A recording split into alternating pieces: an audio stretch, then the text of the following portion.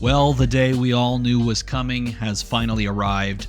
That guy, wait, no, hold on this side. That guy, the big purple guy, has finally crossed the Rainbow Bridge and made it into the Living Legend Hall of Fame, if you will. If it were me, I would not, a year ago, maybe 2 years ago, put money on Viserai to be the first of the real OG heroes to cross that finish line.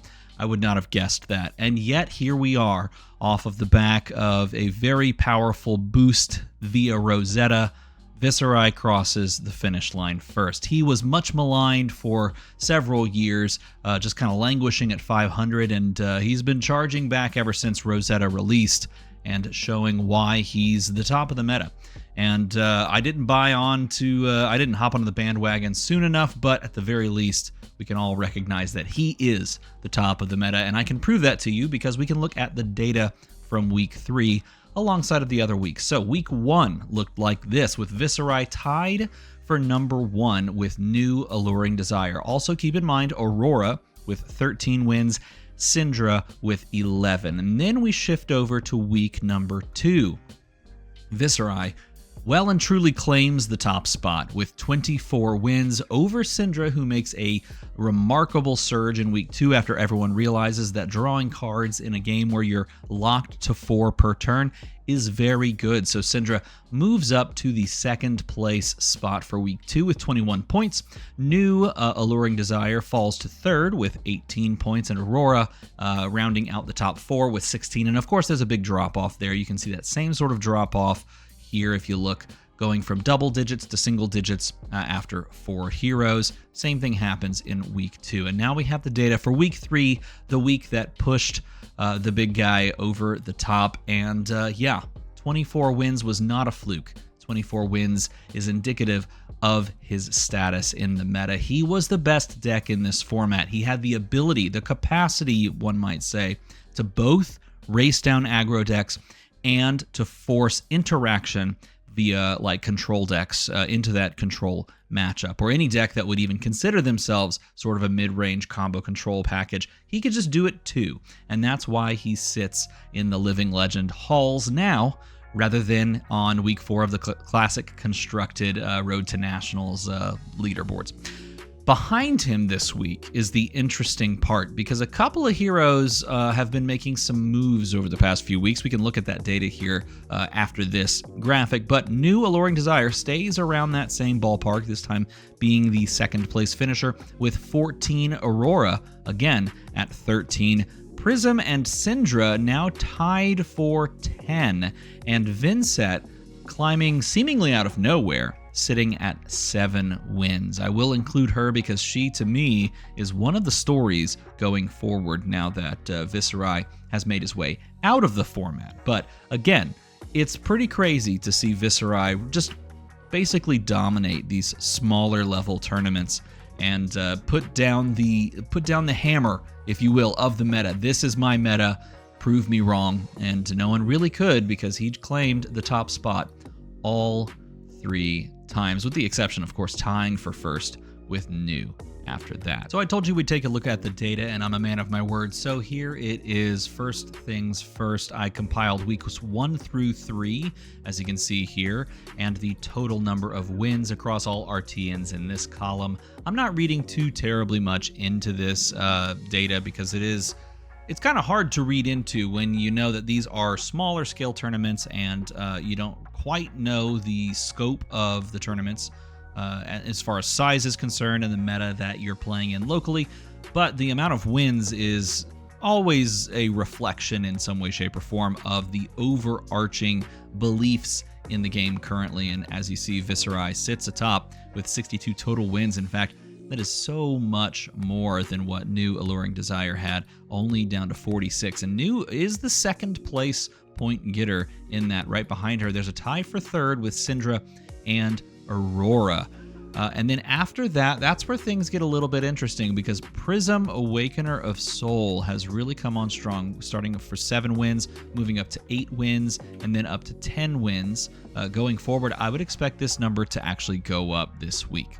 But I guess the question will be whether or not the removal of Viserai prompts Prism to move forward. I would expect that Prism gets a little bit better, but it depends on how things shift, because if Viserai players move off of Viserai into Syndra or into Aurora, because they are also aggro decked and therefore could be very strong going forward, regardless of how the format shifts, then Prism seems like a solid option. But it could go down if another chasing hero or charging hero moves forward. Viserai is doing some serious work. Started at 2 wins, moved up to 4 wins, and then week 3, 7 wins. Just like what Prism was doing, both a light and a shadow hero, and the foils themselves, the 2 heroes that counter each other in ways, are both trending upward. Is this a Monarch meta that we're about to be going into? It very well could be. Enigma falls off a little bit, but could be coming back into the meta now that she doesn't have to deal with Viserai. I'm not so sure, but I think it is quite possible. Arachne Marionette falls off as well. I don't necessarily believe an Arachne Marionette charges back, but it definitely could. I think New continues to be solid, and I would very much be curious to see how many points New gets in week 4. I don't think there's going to be enough for New to make her way out of the format. But one hero that you do want to keep your eye on is Zen. Zen has been steady, and I would describe particularly slow in this meta. Removing Viserai, I would describe Viserai as a slightly favored matchup if you're a very good Zen player. And so removing a slightly favored matchup, and I mean very slightly, a slightly favored matchup, removing that from Zen could mean that he goes down. But he's also just a very potent, like solid damage-dealing deck that can have really crazy spike turns, and he is very close to LL. So if the community got together and won with Zen a good chunk of this final week, he could rotate as well. If he doesn't, though, I don't think any other hero will. He's the only hero really on the chopping block, and we can look at that data here in a moment. The rest of the heroes, nothing really sticks out as far as other heroes that are charging forward, except for Jarl, who went from 0 wins to 0 wins to 4 wins. Here, look, I can prove it. If we just go here, yes, because I'm a geek and I made a thing. So let me just adjust this right here. There we go. Put it over this way and then bring it down just a bit. Yes, I decided it would be fun to make this. So we can just choose Jarl, or I could just accidentally break it.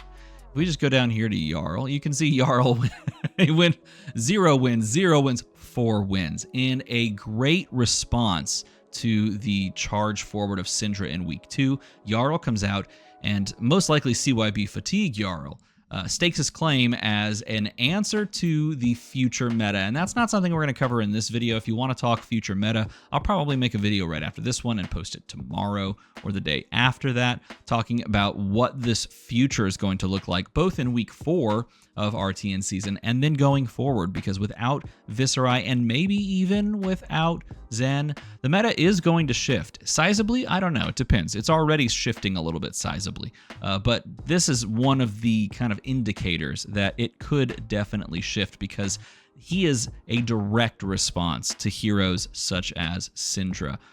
Which, by the way, if you're looking at Syndra and you're wondering, yeah, she's an interesting case study, because you see that she's pretty solid and then she's very solid. Keep in mind also the week 2 totals were much higher. There were far more events that fired in week 2, and then she steps back down, and in fact lower than her week 1 results when the hype was on her. So that tells me that she is a deck that can be teched for. She's a deck that can be countered by certain heroes. One of those, of course, being Jarl. The other one being Prism, Awakener of Soul. As you see, her numbers went up consistently, and because she just throws better numbers against a deck that isn't going to have poppers and isn't going to, and has a large proliferation of 2 blocks, isn't going to be able to stop the on-hit of an angel, or I should say the on-hit of a herald becoming an angel out of the deck. You're just giving Prism the ability to race you faster. And that is one of the heroes that I would look at if you're looking to pivot off of Viserai into a new hero. Another hero you might look at, like I mentioned earlier, was none other than Viserai, who, again, is just making her case that she can do the aggro thing just as well, if not better, than Syndra. And I think this is a direct response to some of the aggro decks that aren't going to be carrying, hate cards against her and don't really have relevant on hits. Again, this is how you counter Vincent. You mangle up her hand. You kind of destroy her hand or her ability to play out a very powerful turn from a turn-by-turn basis. If you do that, then you can, snowball the game and Vincent kind of just folds. But Vincent isn't really being presented that anymore, and she's gotten better, and she's gotten better tools, and so her numbers are going up. And this is one of those heroes that I would also be looking at. And finally, I told you we would look at this. I, again, am going to save my meta predictions as the meta shifts, because I think that's going to be a whole nother video itself. But I do think there is an outside chance that Zen could LL in week 4. The space is a little bit carved out for other decks to maybe come in, but I don't know. If you wanted me to put money on it, if I had to bet $100 if Zin was going to LL or not, I would put $100 fairly confidently on no. I think his share of the meta has stepped so far back that I would be hard-pressed to think that 1 week would be possible for him to do. Now, he's a good deck still. He's just a solid deck, but I don't see him grabbing the win share necessary to hit the LL leaderboard here. And of course, Dash is not going to go anytime soon as well. Unfortunately for Dash players, or maybe fortunately for Dash players, their hero is not meta relevant right now, and so she's going to stick around for a while longer. Azalea is in 3rd place as far as leaderboard is concerned, and she's relatively safe as well for the foreseeable future. I do think that her stock goes up into decks that are, not able to stop her disruption and not able to kind of effectively block, and that would, of course, be Syndra, who has the most points by far this season. Outside, of course, they took away the points for Viserai, which is unfortunate. I would have liked to have looked at those points total. But the most points by far won by Syndra because of her calling wins that she picked up. And she, as the sort of red deck wins aggro deck to beat outside of Viserai, and certainly now without Viserai, is going to be even more hard countered. And this is pretty cool because here's a hero that came on strong and is very good. We can all agree is a very good hero, but with an Achilles heel. Prone to disruption, can't really stop it, and has the one thing that it does very well, but can't pay for things. And so, like we've talked about, some of these heroes can prey on that. You can't stop the rune chance. You can't stop on hits in the form of Prism, and like heralds becoming angels, and you can't pay around Jarl's disruption.